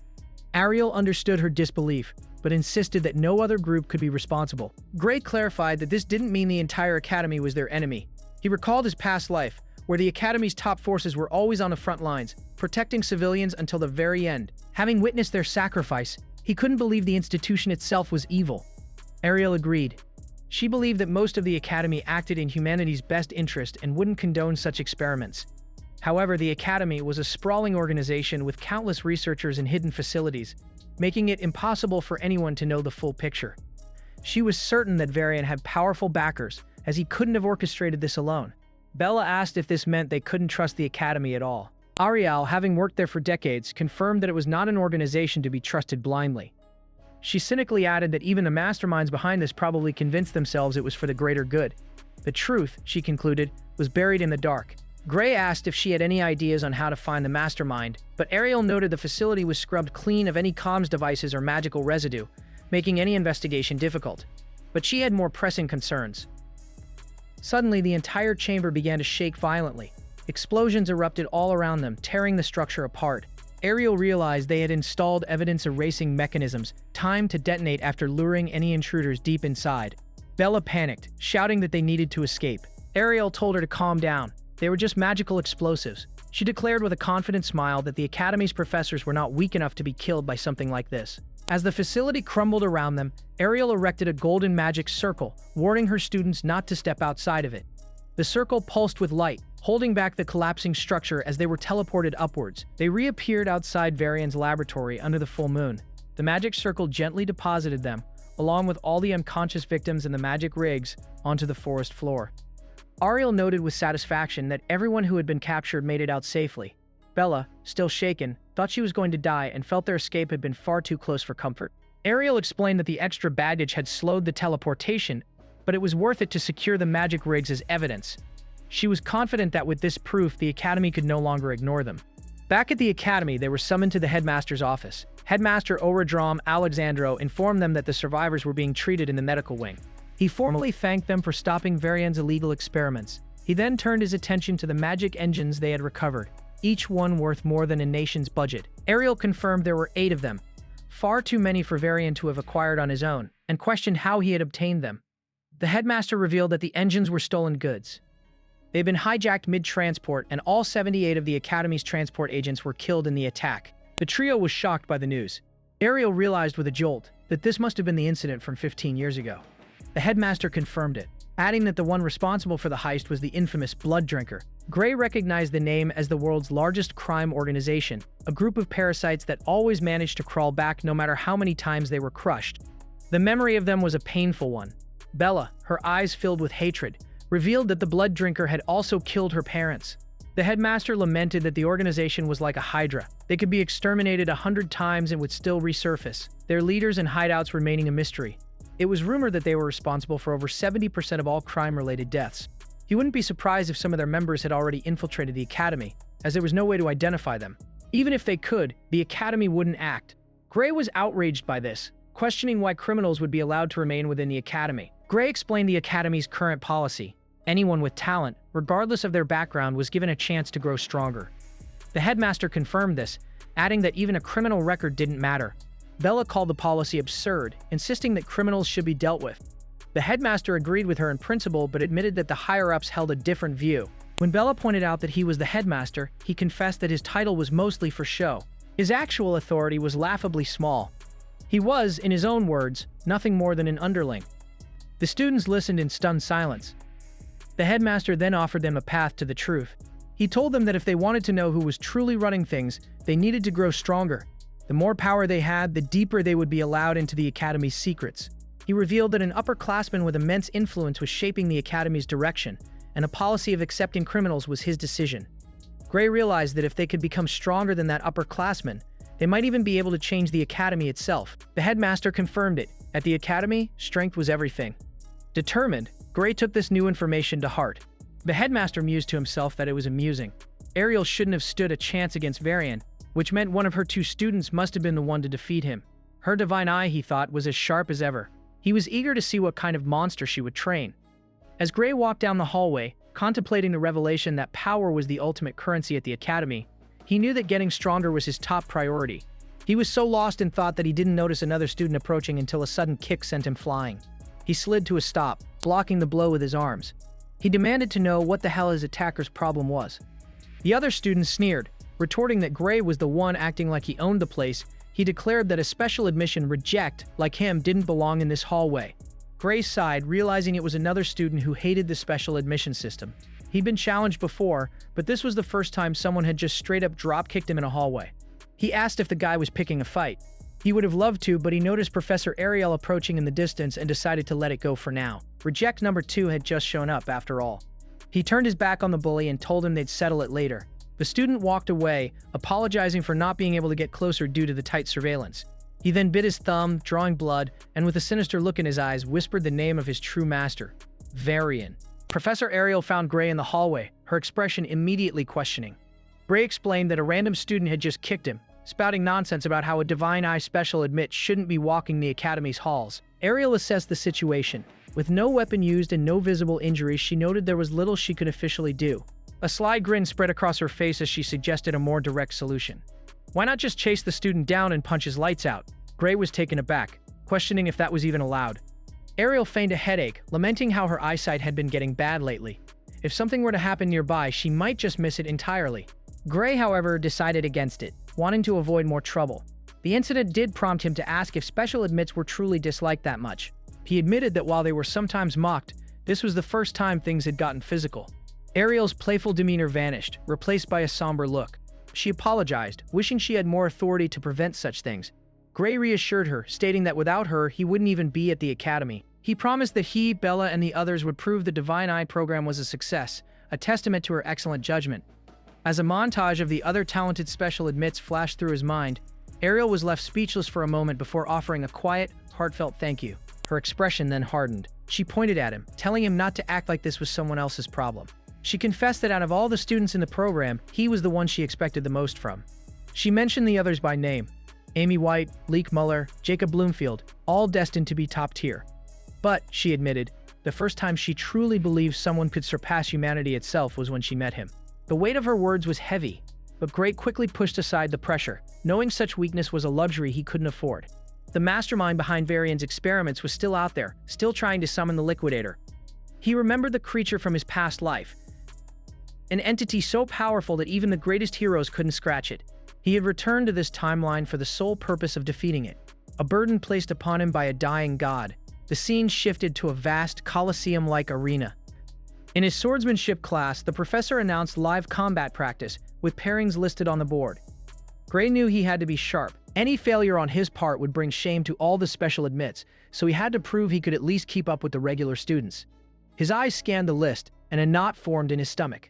There it was, Gray Lee versus Leonhardt Appius, the top student of the course, the strongest first year. The professor explained that students were matched by similar skill levels and that they should treat the spar like a real fight. Gray scoffed internally. Similar skill levels was a joke. He was a special admit being thrown against the top student, who already despised him after their last encounter. Suddenly, Leonhardt was beside him, greeting him with a disturbingly bright smile. He was thrilled they were partners, declaring that becoming top of the class was worth it just for this chance to spar with Lord Gray. He proclaimed he had trained harder than anyone and asked Gray to witness his true swordsmanship. Gray saw right through the act. Leonhardt's smile was far too bright. He was clearly just ecstatic to have a legal opportunity to beat him senseless. In the center of the arena, the professor gave the signal to begin. Leonhardt wasted no time, lunging forward with blinding speed. Their swords met with a deafening clang, sparks flying from the impact.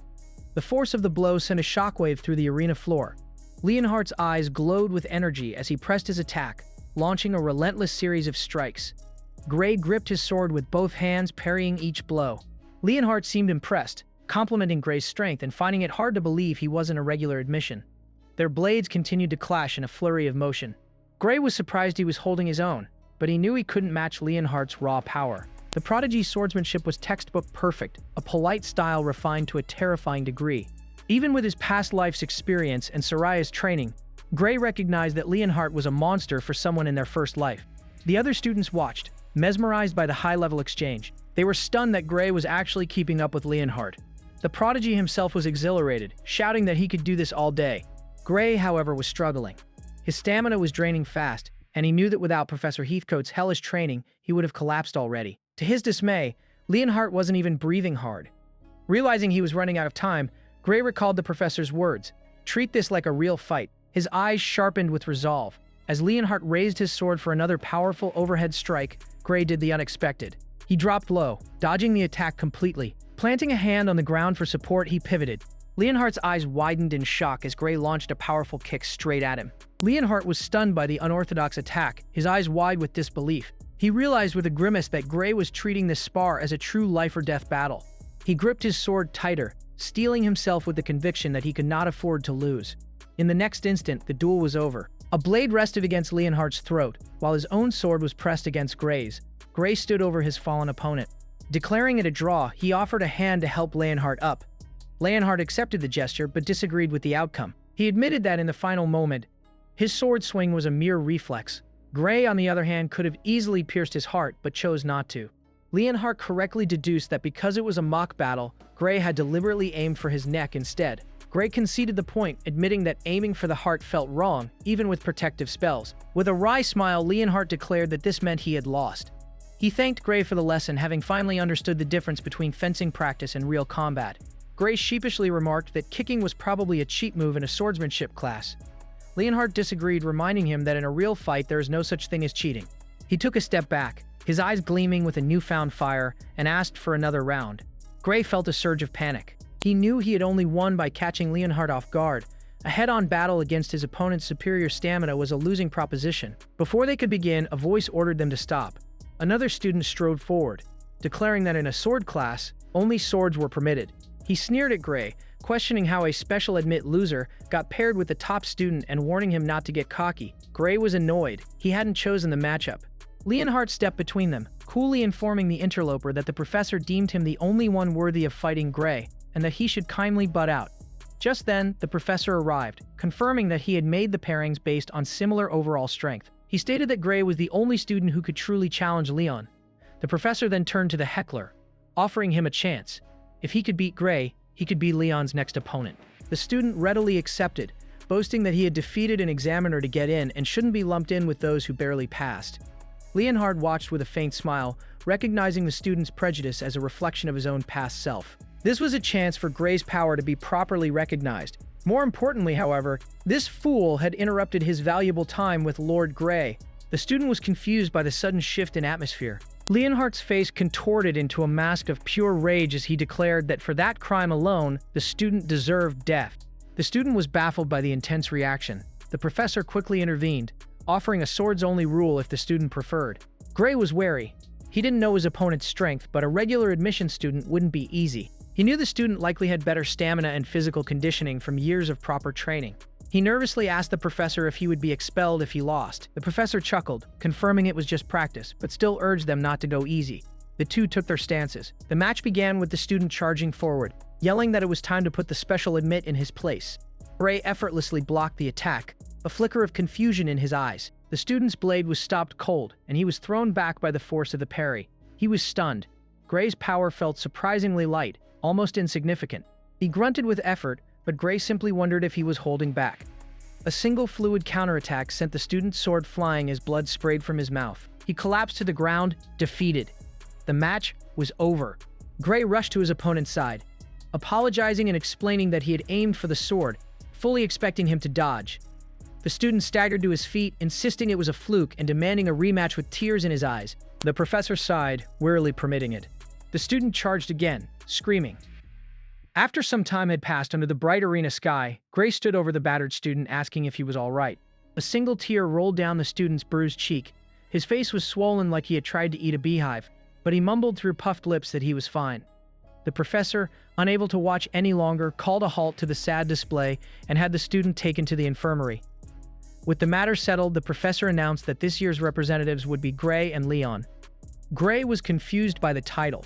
The professor explained that as the top first years, they would face the second-year champion in the annual inter-year battle. He pointed a finger at them, noting that the first years had a losing streak of 35 years. A sly grin spread across his face as he added that maybe, just maybe, this year would be different. The number hung in the air, 35 consecutive losses.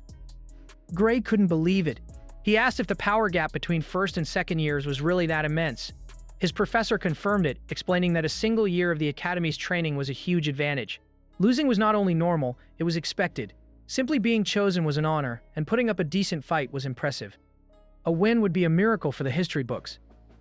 The professor placed a reassuring hand on Gray's shoulder, telling him not to stress it before dismissing the class. As the other students filed out, Gray considered the professor's words. The inter-year battle wasn't as high stakes as he'd imagined. Still, for a Divine Eye student like him, it was the perfect opportunity to prove he could actually fight. He resolved to train hard. Meanwhile, in a grand hall, a faculty meeting was underway. The final agenda item was a proposal from Professor Budra of the Magic Department. He stood and, with a sneer, proposed that the Divine Eye student Amy White be expelled. Professor Ariel immediately questioned the suggestion, reminding everyone that she was in charge of the Divine Eye students. Budra countered that this was precisely the problem. He stated that Amy White had failed her third-year advancement exam yet was allowed to stay, while every other student who failed had been expelled. He demanded to know how that could be considered fair. Ariel explained, as she had before, that Amy was progressing toward world-class ability, but the harsh backlash from her power prevented her from using it fully. Another professor scoffed, calling it the same old excuse. The claim of harsh backlash was just a convenient fantasy to make a useless student sound like a hidden prodigy. Ariel insisted it was the truth, that pushing Amy too soon could ruin her potential forever. The professor was unmoved, pointing out that she had used that excuse before. He questioned her plan to let a student who couldn't meet the academy standards stay indefinitely. Ariel retorted that the academy existed to nurture exceptional talent, and expelling someone gifted just because they didn't fit the system defeated that purpose.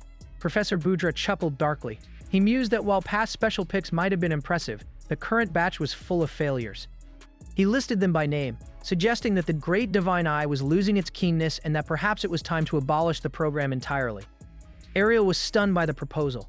Budra reminded her that the program established by the Founders' Council could be abolished by a majority faculty vote. Other professors began to murmur in agreement, expressing their lack of impressiveness with the current students. One noted that while Bella Albright had improved, it was no major achievement, and her mana capacity was questionable. Ariel was at a loss for words. The consensus was clear. The new batch of students just didn't have the same impact as the old ones. A wave of smug agreement washed over the opposition, while those who might have supported Ariel remained silent. She realized with a sinking feeling that there were more anti-Divine Eye voices than she'd thought. At this rate, they might actually succeed. Budra pressed his advantage, declaring the program outdated. He mocked her, asking if she still claimed to be a better judge of talent than the rest of them. Ariel clenched her fist, wanting to say yes but knowing it would only provoke them further. They already disliked her, and she couldn't afford to alienate the few professors who were still on the fence about the program's benefits. She remained silent. Budra laughed, asking if the cat had her tongue, and sneered that at least she knew she was past her prime. Another professor chimed in, suggesting it was time for her to retire before she ruined her legacy. Someone else proposed that if she wanted to play favorites, she should start her own school. The idea was met with roaring laughter, with one professor joking that she'd have trouble finding students for a washed-up Divine Eye. Ariel's composure finally cracked. She knew she could still recognize real talent, but her students just needed more time to prove themselves. She had to stop them from being expelled, whatever it took. Suddenly, a new voice entered the discussion, bringing up the promising first-year swordsman named Gray. Others confirmed that he had been selected for the inter-year battle. A sinister smile spread across Budra's face. He proposed they let Gray prove the program's worth in the competition, deciding its future based on the results. Ariel's Divine Eye flared. She thought of Professor Heathcote, the man who had trained the Sword Saint, and felt a surge of panic. She tried to argue that Gray's power wasn't suited for mock battles, that in a real kill-or-be-killed situation he was different. But she was cut off by shouts of excuses. A professor retorted that if a student couldn't show their power in training, they wouldn't show it in real combat either. Ariel shot to her feet, insisting they didn't understand, but the room was already filled with argument. The headmaster finally silenced the room, declaring the discussion was going nowhere. However, he conceded that seeing a Divine Eye admit in action was a reasonable proposal. They would watch Gray's performance and decide afterward. Before Ariel could object, the meeting was adjourned. The other professors filed out, smugly anticipating the show. Professor Heathcote paused at the door, giving her a long, unreadable look before leaving. Ariel was left alone, slumped in her chair. She felt utterly weak, silently apologizing to her students. He thought of Gray, of his willingness to sacrifice himself, of the power he held and the physical toll it took on him. She knew his arm was still numb, that his body needed more time to adapt. She knew what she was hoping for was unreasonable, but even so, she pleaded into the empty room. A tear escaped her eye as she clutched her uniform, begging him to help those kids and protect their future. The day of the inter-year battle arrived, heralded by a brilliant light enveloping the arena. An announcer's voice boomed across the stadium. Officially starting the event, the competitors were introduced one by one: the confident first-year top student Leonhard Appius, the stoic second-year top student Luanal Hartman, the determined first-year challenger Gray Lee, and finally, the unnerving second-year challenger Debo Radartle. Gray's blood ran cold. He recognized Debo as the student who had attacked him in the hallway.